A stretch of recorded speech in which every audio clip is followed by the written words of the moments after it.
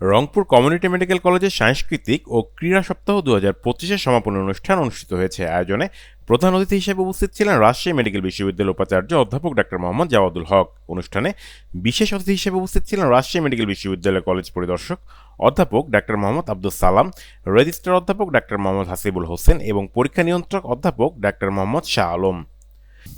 এছাড়াও উপদেষ্টা মণ্ডলী হিসেবে উপস্থিত ছিলেন রংপুর গ্রুপের চেয়ারম্যান নীলু হাসান, ব্যবস্থাপনা পরিচালক নাজমুল হাসান সরকার, উপব্যবস্থাপনা পরিচালক মোহাম্মদ আশরাফুল আলম আলামিন এবং রংপুর গ্রুপের পরিচালকবৃন্দ।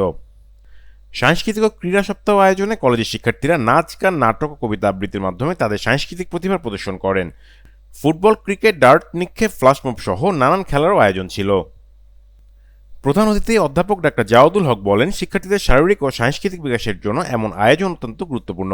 মেডিকেল শিক্ষার্থীদের শুধু বই পড়েই নয়, সাংস্কৃতিক ও ক্রীড়া চর্চার মাধ্যমেও সামগ্রিক উন্নয়ন ঘটাতে হবে। রংপুর গ্রুপের চেয়ারম্যান নীলু হাসান বলেন, আমরা চাই আমাদের শিক্ষার্থীরা সুস্থ ও শরীর ও মন নিয়ে দেশের সেবায় আত্মনিয়োগ করুক। এই আয়োজন তারই একটি অংশ।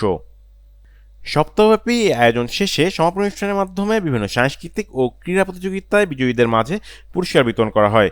শিক্ষার্থীদের আয়োজনে অনুষ্ঠিত হয় মনোজ্ঞ সাংস্কৃতিক অনুষ্ঠান। Mahbubur Rahman, RCTV news, Rangpur.